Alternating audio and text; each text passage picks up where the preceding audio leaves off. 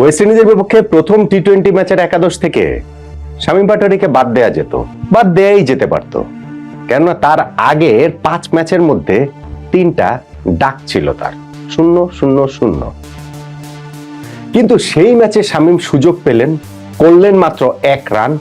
দলের বিপদের সময়ে বিপদটা আরো বাড়িয়ে দিয়ে তিনি আউট হয়ে গেলেন। বাংলাদেশ ম্যাচ হেরে গেল এবং ম্যাচ শেষে আমাদের ক্যাপ্টেন লিটন দাস শামীমের সমালোচনা করলেন প্রকাশ্যে তীব্রভাবে।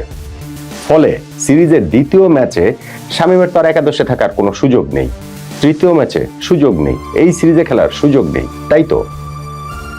আমি কিন্তু মনে করি উল্টাটা। আমি মনে করি আগের ম্যাচে শামীমকে বাদ দেয়া যেতই যেখানে, এখন আর সেকেন্ড ম্যাচ থেকে শামীমকে একাদশে বাইরে রাখার আর সুযোগ নেই। আমি মনে করি সিরিজের বাকি 2টা ম্যাচে শামীমকে এখন একাদশে খেলাতে হবে, খেলাতেই হবে। কেন আমি এমন কথাটা বলছি সেটা নিয়েই এই আলোচনাটা করছি। দেখুন, লিটন দাস যেইভাবে শামীম পাটোয়ারীকে সিঙ্গেল আউট করে সমালোচনা করেছেন, তার রেসপন্সিবিলিটি নিয়ে প্রশ্ন তুলেছেন, তিনি যে ভীষণ রকম আপসেট সেই কথাটা বলেছেন, এমনটা আমরা খুব একটা দেখি না। ওভারঅলও আমরা দেখি না, বাংলাদেশের ক্রিকেট কালচারও আমরা খুব একটা দেখি না। এমনিতেই যে কোনো টিম গেমে এন্ড অফ দ্য ডে গিয়ে যদি দল হেরে যায় সেই রেসপন্সিবিলিটিটা সবার, দল জিতলেও অবশ্যই হচ্ছে গিয়ে সেইখানটাতে কন্ট্রিবিউশনটাও সবার, কিন্তু যারা ওইখানে বেশি ভালো পারফর্মটা করেন তাদেরকে হাইলাইট করা, তাদেরকে সামনে আনাটাই দোষর, অন্ততপক্ষে টিমের পয়েন্ট অফ ভিউ থেকে। কিন্তু যখন টিম হেরে যাবে তখন ওই টিমের পয়েন্ট অফ ভিউ থেকেই রেসপন্সিবিলিটিটা ভাগ করে নিতে হয় সবার মাঝখানে, এবং সেই কাজটা সবচেয়ে ভালোভাবে করতে হয় কোচকে, ক্যাপ্টেনকে। হ্যাঁ, ড্রেসিং রুমের ভেতরে গিয়ে দলের অন্যদের সামনে, ইভেন অন্য প্লেয়ারদের সামনে, ইভেন কোচিং স্টাফের সামনে তিনি প্রত্যেকটা প্লেয়ারকে একজন ক্যাপ্টেন বা একজন কোচ তার মতো করে ট্রিটমেন্ট দিতেই পারেন। সেটা খুবই হার্শ হতে পারে, সেটা খুবই তীব্র হতে পারে। 1-to-1 কনভারসেশনেও সেই ক্রিকেটারকে একেবারে ধুয়ে ফেলতে পারেন। বাংলাদেশের বাস্তবতায় ধরেন বড় ভাই ছোট ভাই সম্পর্ক নিয়ে গালিগালাজও করতে পারেন যে তার ভেতরের বেস্ট আমি বের করে আনবো। কিন্তু লিটন দাস শামীমের ক্ষেত্রে যেটা করেছেন এমনটা খুব একটা কিন্তু দেখা যায় না, যে যখন বাংলাদেশ দল 165 রান চেস করছে এবং সেইটা করাটা খুবই সহজ ছিল, ম্যাচ শেষে এসেও আমাদের বোলার যিনি তানজিম হাসান সাকিব মিডিয়ায় বলে গেছেন যে আমরা যদি পাওয়ার প্লেতে 4 উইকেটে বদলে 2 উইকেটও হারাতাম তাহলে এই ম্যাচটা আমরা জিততাম। এমন না যে আমরা কঠিন করে জিততাম, আমরা সহজভাবেই জিততাম। আমাদের ক্যাপ্টেন লিটন দাস ওইখানে সিঙ্গেল আউট করে শুধুমাত্র শামীম পাটোয়ারীর কথাটা ওই আফটার ম্যাচে যে প্রেজেন্টেশন সেই জায়গাটাতে তিনি বলেছেন যে শামীমের ব্যাটিং নিয়ে তিনি ভীষণ রকমের আপসেট, শামীমকে তার নিজের ব্যাটিংটা ভাবতে হবে এবং সবসময় খালি মাঠে গিয়ে ক্রিজে গিয়ে এনজয় করার কথা ভাবলে হবে না, তাকে রেসপন্সিবিলিটি নেওয়ার কথাটাও ভাবতে হবে। এইরকম ভাবে প্রকাশ্যে একজন ক্রিকেটারকে সিঙ্গেল আউট করে একজন ক্যাপ্টেন এরকম কথা বলেছেন, বাংলাদেশের ক্রিকেটে আমি আসলে এরকম উদাহরণ আমার মনে পড়ছে না এই মুহূর্তে যে আসলে খুব এইরকম তীব্র ভাষায় কোনো ক্রিকেটারকে কোনো ক্যাপ্টেন সিঙ্গেল আউট করে সমালোচনা করেছেন। ফলে অবভিয়াসলি এটা নিয়ে একটা পক্ষ বিপক্ষ তৈরি হয়েছে, এটা নিয়ে বিভিন্ন সমালোচনার জায়গা তৈরি হয়েছে। এটা নিয়ে এমন কথাবার্তাও আমি দেখেছি সোশ্যাল মিডিয়া না, মেইন স্ট্রিম মিডিয়াতেই দেখেছি যে শামীম পাটোয়ারী নাকি লিটন দাসের ইনস্টাগ্রাম অ্যাকাউন্টে তিনি আনফলো করা শুরু করেছেন। এই যদিও এটা আমার কাছে ওয়াইড অফ দ্য মার্ক মনে, এটা আমার কাছে একটু মানে বাড়াবাড়ি, আমি ঠিক জানি না, আমি ইনস্টা আসলে এরকম নিজেও ফলো করি না, ইউজ করি না, ফলে এটা যে আসলে কিভাবে বের করতে হয় যে আনফলো করে কিভাবে সেটা আমি ঠিক জানি না। কিন্তু আমি দেখলাম যে হ্যাঁ, শামীম পাটোয়ারী যে অ্যাকাউন্টটা রয়েছে ইনস্টাগ্রামে সেইখানটাতে 133,000 ফলোয়ার রয়েছে, আর তিনি তিনি ফলো করছেন 36 জনকে। সেই লিস্টটাতে লিটন দাসের নাম নেই। লিটন দাসকে আদৌ আগে ছিলেন কিনা সেটা একটা প্রশ্নের বিষয়, যে হয়তো আগেও ছিলেন, ওইখানে বেশ কিছু ক্রিকেটার আছেন কিন্তু 36 জন মাত্র, এবং ওইখানটাতে ক্রিকেটারও সবাই না। সো লিটন কেমন হতে পারেন যে শামীম পাটোয়ারী আগে থেকেই ফলো করতেন না, তা এখন এইটাতেই আসলে ছড়িয়ে গিয়েছে যে আনফলো করে দিয়েছেন। এইটা আমার মনে হয় একটু যে বিদেশি গণমাধ্যম দেখে একটু প্রভাবিত, বাইরের দেশে এগুলো চর্চাটা খুবই প্রবল। এল ক্লাসিকোর পরে ওই যে লামিন ইয়ামাল, দানি কারবাহালদের ওই যে ইনস্টাগ্রাম অ্যাকাউন্ট ফলো আনফলো করা, ওগুলো বোধহয় মাথায় আমাদের চলে আসার কারণে এই জিনিসটা গুজবটা ডালপালা, গুজব আমার ধারণা, আমি আমি ঠিক শিওর না, যদি আপনারা কেউ জানেন এই জিনিসটা আমাকে কমেন্টস করে জানাতে পারেন যে সত্যি সত্যি শামীম পাটোয়ারি লিটন দাসের ইনস্টাগ্রাম অ্যাকাউন্ট আনফলো করেছেন কিনা গতকালকের ম্যাচের পর থেকে, এটা আমার কাছে খুব একটা বাস্তবসম্মত মনে হয় না।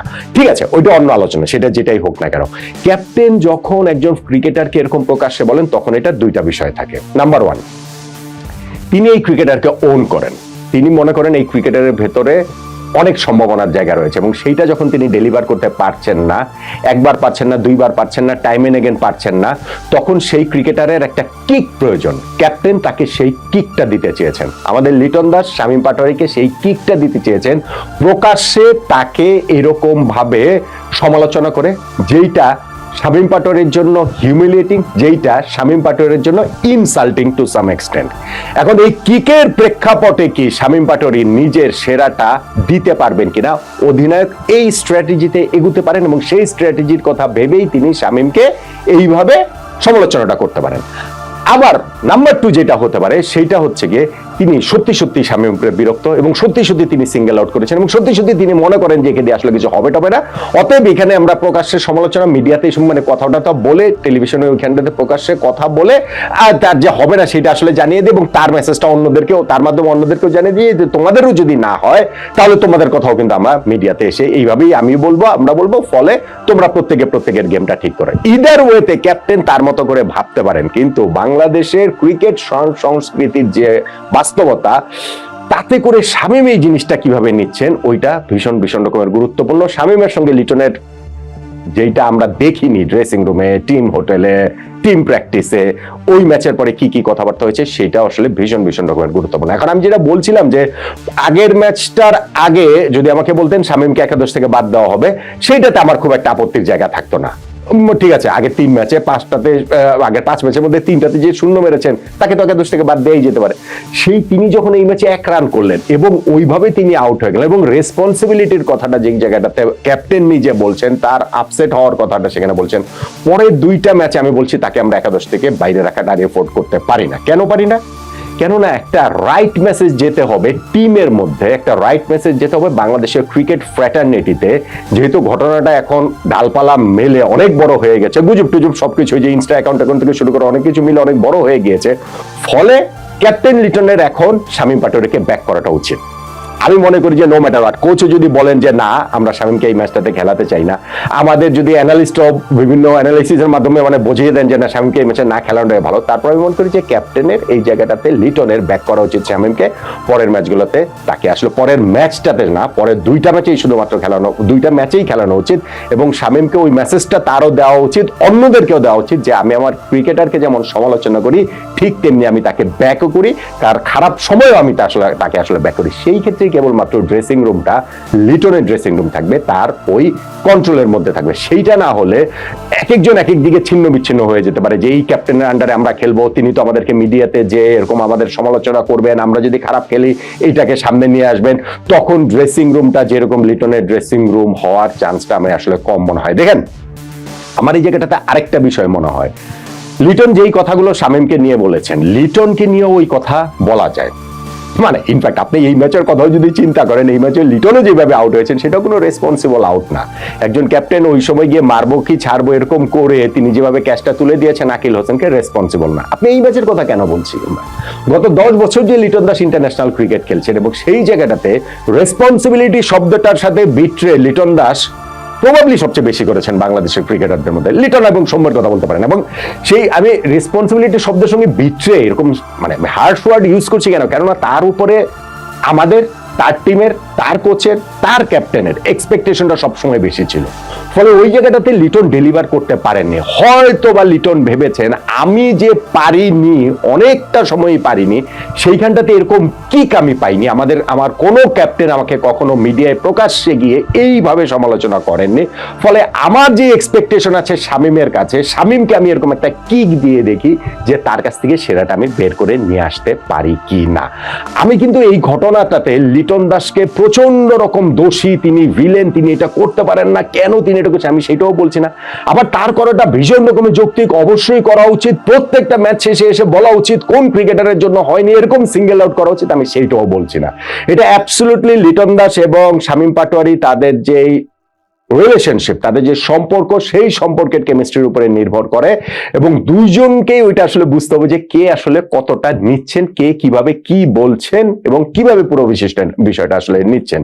যিনি বলছেন এবং যিনি নিচ্ছেন, যিনি লিটন দাস এবং শামীম পাটোয়ারি, দুজনের উপরেই নির্ভর করছে। কিন্তু ঘটনাটা যেহেতু এই কারণে এরকম এত ব্যাপক ব্যাপ্তি পেয়ে গেছে, সেই কারণে আমি বলছি যে এখন বাকি দুইটা ম্যাচে শামীম পাটোয়ারিকে খেলাতে হবে। টিম ম্যানেজমেন্টের অন্যদের বিপক্ষে গিয়েও লিটনকে স্ট্যান্ড নিয়ে হলেও শামীমকে খেলাতে হবে। এইটা হচ্ছে লিটনের রেসপন্সিবিলিটি। আর শামীম পাটোয়ারির রেসপন্সিবিলিটি হচ্ছে কি যে এই অবস্থা থেকেও তার রান করতে হবে, এই অবস্থা থেকেও তাকে আসলে ভালো পারফর্ম করে অধিনায়কের এই কথার পজিটিভ ওয়েতেই যদি আমি বলি তাহলে জবাব দিতে হবে, অধিনায়কের এক্সপেকটেশনটা মিট করতে হবে। পরের দুইটা ম্যাচে তাই স্পেশালি ধরেন এই যে সেকেন্ড ম্যাচের একাদশটাতে তাই শামীম পাটোয়ারি থাকছেন কি থাকছেন না, এটা একটা কৌতূহল নিয়ে আমি তাকিয়ে থাকবো। আর খেললে তিনি, থাকলে তিনি পারফর্ম করছেন কি করছেন না, সেইটা নিয়ে আরো ভীষণ কৌতূহল নিয়ে তাকিয়ে থাকবো।